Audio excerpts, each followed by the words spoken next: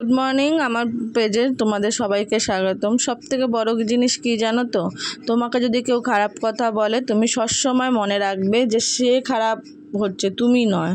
তাই আমি মনে করি যে খারাপ কথা যদি মানুষ তোমাকে কোনো দু চারটে বলে থাকে তাহলে তুমি সেটাতে মন খারাপ না করে আরও বরঞ্চ মনে করো যে সে কিন্তু খারাপ হচ্ছে, তুমি না।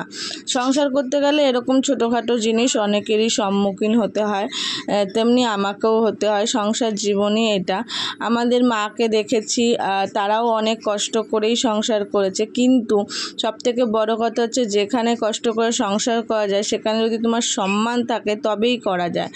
সম্মানের আঘাত চলে এলে কিন্তু সেটা আর সংসারটা মনে হয় না সেই সংসারটা করি। মাঝে মধ্যে মনে হয় সব কিছু ছেড়ে ছুড়ে দিয়ে কোথাও চলে যায়, মানে সব সম্পর্ক ছিন্ন করে দিয়ে বেরিয়ে চলে যায়।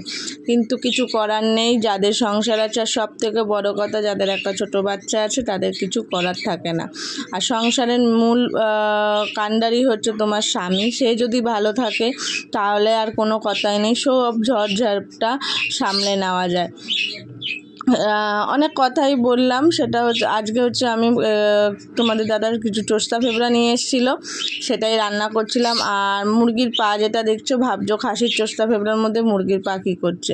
মুরগির পা হচ্ছে আমার আর আমার মাম্মামের খুব ফেভারিট, তো সেজন্য একটুখানি দিয়েছি রান্না, ওটার মধ্যেই রান্না করার জন্য। টেস্ট খারাপ হয়নি, খাসির মাংসের মতনই টেস্ট লাগছিল।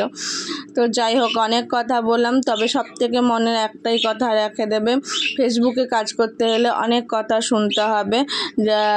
যেমন ফেসবুকে অনেকে কমেন্ট করেও তোমাকে খারাপ কমেন্ট করবে, ভালো কমেন্টও করবে, এবং বাইরে তোমার আশেপাশেও ভালো কমেন্টও করবে, খারাপ কমেন্টও করবে।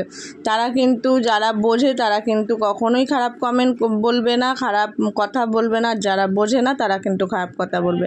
ভিডিওটা ভালো লাগলে আমার একটুখানি লাইক করে দিও।